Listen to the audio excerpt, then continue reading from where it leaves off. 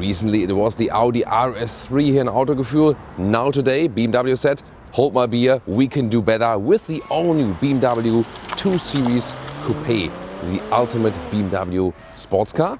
Is it? The compact racer? We'll find out.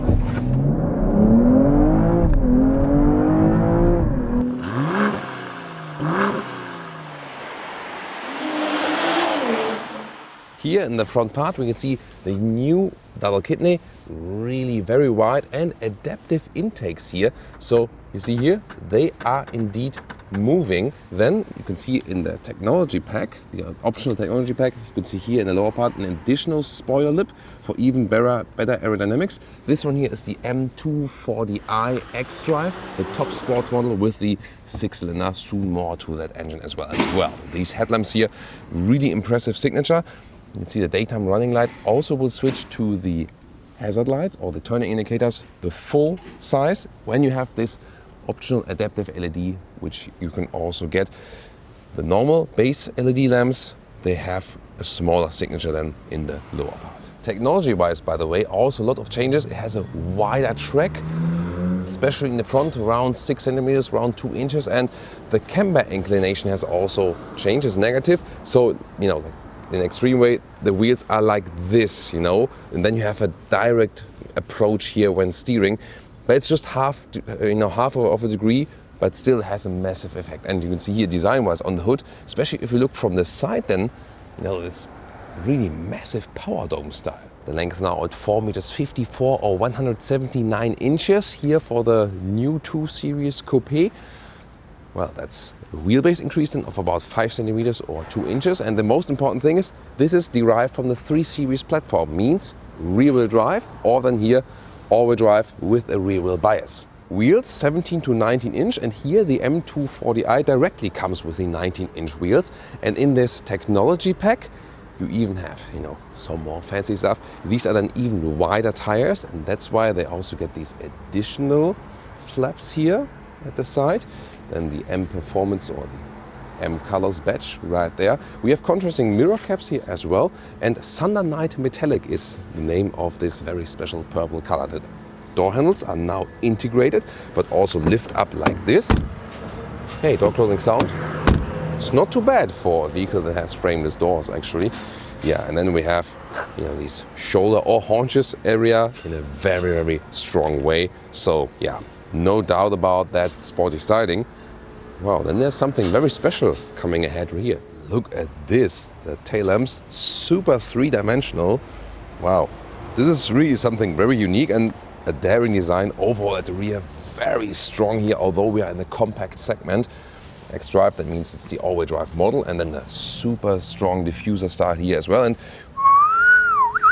Autogefühl fake exhaust police is right here because these Freiformblenden, listen and repeat, Freiformblenden, that's the German word for like a free-form outline cover, so to speak, for the exhaust tips. The rear ones then are there on the inside. The weight balance, by the way, 50-50, so very well balanced between front and rear axle.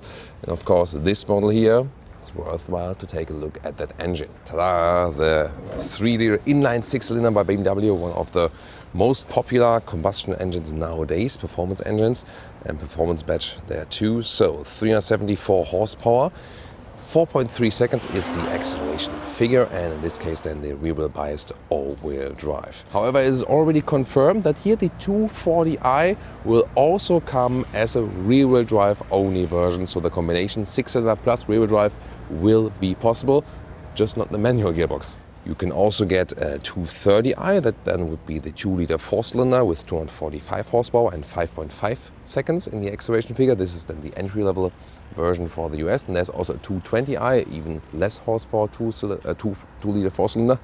And there will also be, even for European market, a 2-liter 4-cylinder diesel. This, however, even has a 30% share in the whole sales. So this is also one of the major engine models for this generation.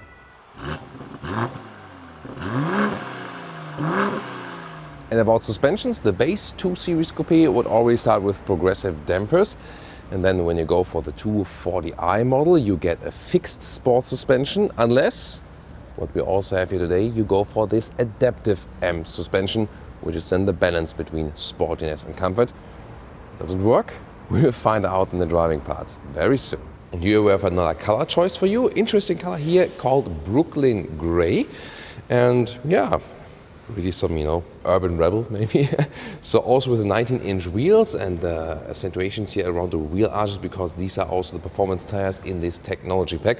So what do you think? Will this one be rather your choice, or the purple color with our main vehicle today? And if you want to top up the sporty styling even more, from the Mperformance parts bin, you can take here carbon fiber accentuations around the kidney, also in the lower spoiler part, side spoiler even more enhanced, and then even up to 20-inch wheels. We have them also mounted right here, special M valve caps, and the side spoiler as well, Mperformance stickers here, and then especially here in the rear part, this additional element right here, even more carbon fiber.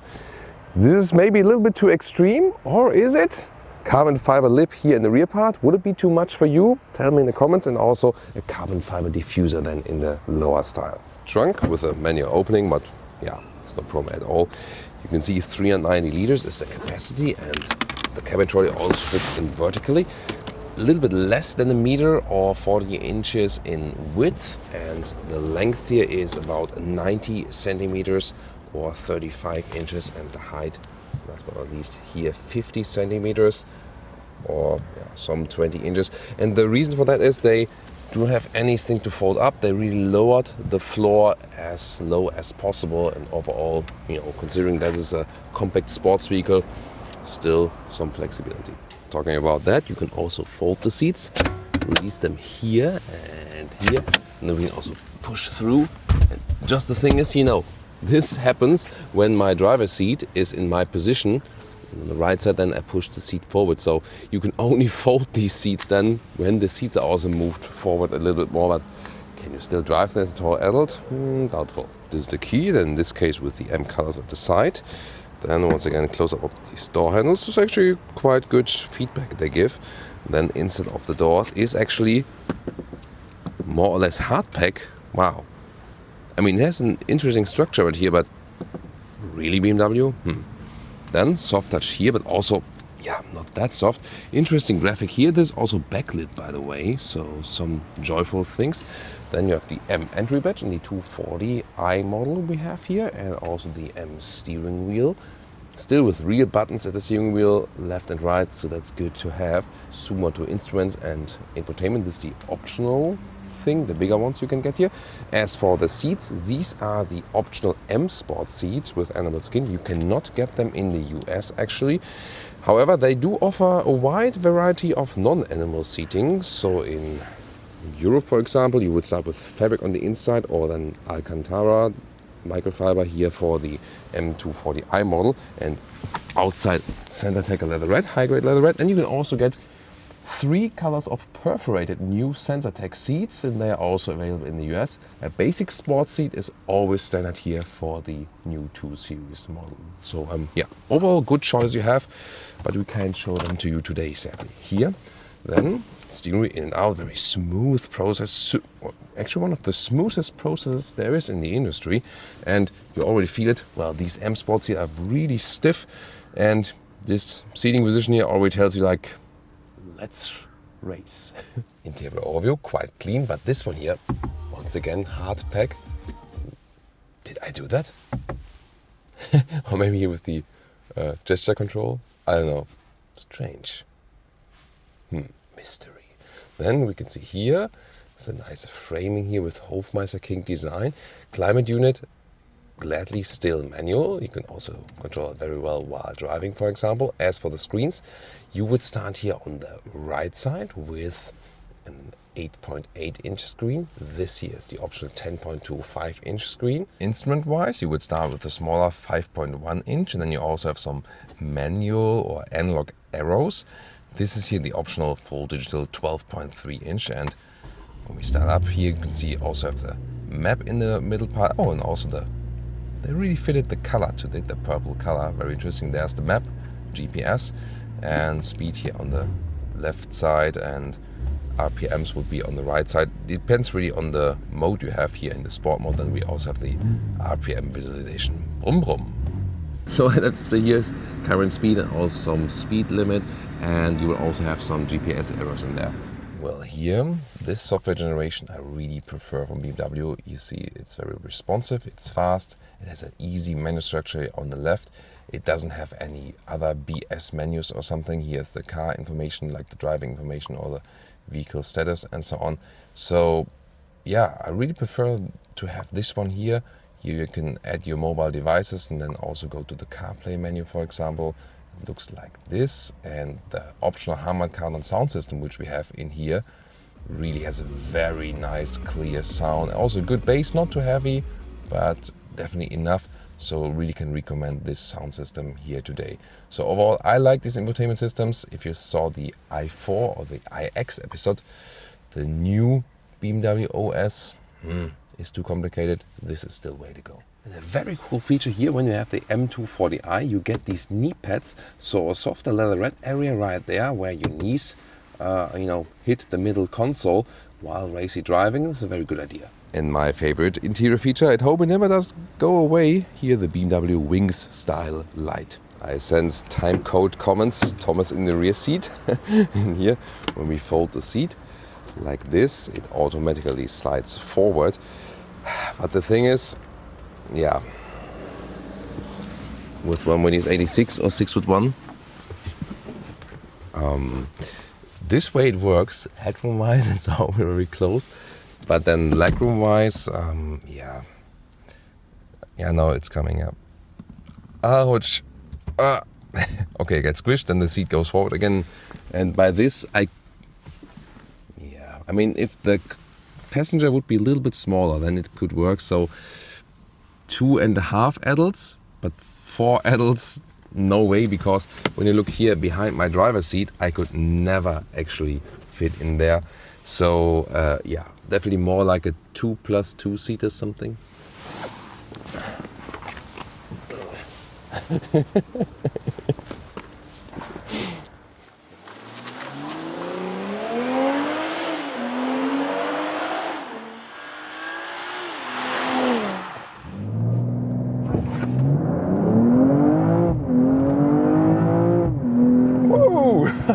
Welcome to Thomas's Performance Driving Lounge. 0 to 100 kilometers or 62 miles an hour here with the BMW 240i. Wow, really impressive and super calm and collected. Great acceleration, but still had so much traction. Wow, and here, if you go there, some slalom style, indeed you feel this, inclination. There's a so direct command of the wheels in the front. It feels so sporty, light and compact indeed. And yeah, this inline 6-cylinder, there are electric vehicles out there. But if you go combustion engine, this one is one of the perfect engines out there. It's so much fun actually. And we can also show that to you now, this new functionality. When I'm holding the left pedal now, let's see, there we go. Really cool. It also sets a sprint mode, and then you can also shift up yourself. So it also works, by the way, when in a normal mode, for example, comfort mode, then we're usually in a very, very high gear. Then the difference is even bigger. So for example, now comfort mode, high gear for better fuel efficiency and so on. And when you then press and hold the left pedal, sprint mode, then directly hop back a couple of gears and we can accelerate it out. And here, now top speed. Let's see, not for this vehicle top speed, but here we stopped at 200 kilometers an hour, 125 miles an hour. Wow, it's really cool. So stable and relatively calm on the road also. Not too much wind noise, and it feels like nothing for the vehicle. So we're at this really high speed. Of course, it can go even faster, but it's so calm and collected. It doesn't feel small or compact or something. It feels like a grown-up sports car indeed. Yeah, there's a longer wheelbase now, and you really feel that. And indeed, more feels like a 3 Series. You definitely feel this the resemblance here from the compact platform, from the mid-sized platform it is. So a compact vehicle here, but mid-sized platform. And wow, so much stability here on the motorway. This is really awesome. So I didn't expect it to be that calm collected here. At the same time, it is sporty and aggressive if you really like. And I mean, I feel like I could easily go double the speed without any problem at all. It feels very, very, grounded here, so to speak, on the motorway. It's a very, very good motorway vehicle. And if you compare it, for example, to the Audi RS3, they are both very aggressive, but both so highly evolved, and both have in common that with the adaptive suspension, we also have the adaptive suspension here, they really present this compromise, In the comfort mode, the suspension is really comfortable, also for the passengers. In the sports mode then, we have a little bit more feedback from its suspension, and you just get more sportiness. And at the same time, although we have the sports performance wheels here with 19-inch also, it's still okay, So we have some sports vehicles which are then very uncomfortable or something, but here that's actually totally fine. Here, 145 kilometers an hour, 90 miles an hour, still very good as for the noise insulation and so on. So the whole car tells me really very good build quality. It feels indeed like a perfect driving machine. Would I go for the RS3 or here for the 2 Series as the M240i?